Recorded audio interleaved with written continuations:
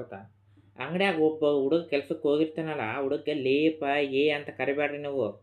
ಅಂಗಡಿ ಮಾಲೀಕರಿಗೆ ಹೇಳಕೊಂತೀನಿ ನಾನು. ಆ ಹುಡುಗ ಹೆಸರು ಇರ್ತ ಮರ್ಯಾದೆ ಕೊಟ್ಟು ಮಾತಾಡ್ರಿ. ನಿಮ್ಮ ತಕ್ಕೇನು ರೊಕ್ಕಕ್ಕೆ ಬೆಲೆ ಕೊಡಕೊಂತೀರಿ ನೀವು ಅಂಗಡಿ ಓನರ್ಗಳೇ, ಅಂಗಡಿ ಅಂಗಡಿ ಓನರ್ಸ್ಗಳೇ. ನೀವು ದಯವಿಟ್ಟು ಲೇಪ ಅಂತ ಬಡಿಬೇಡಿ. ಅವಳಿಗೆ ಕೈ ಹಿಡಿತಾರೆ, ನೀವು ಕೈ ಎತ್ತಿ ಹಾಕ್ಯಾಡ್ರಿ. ನೀವು ಕೆಲಸ ಹೇಳ್ರಿ, ಕೆಲಸ ಮಾಡಿಸ್ಕೊಡ್ರಿ, ರೊಕ್ಕ ಕೊಡ್ತೀರಿ. ದಯವಿಟ್ಟು ದಯವಿಟ್ಟು ನೀವು ಅಲ್ಲಿ ಏ ಅಂತ ಕರಿಬೇಡ್ರಿ, ಹೆಸರಿಟ್ಟು ಕರ್ರಿ.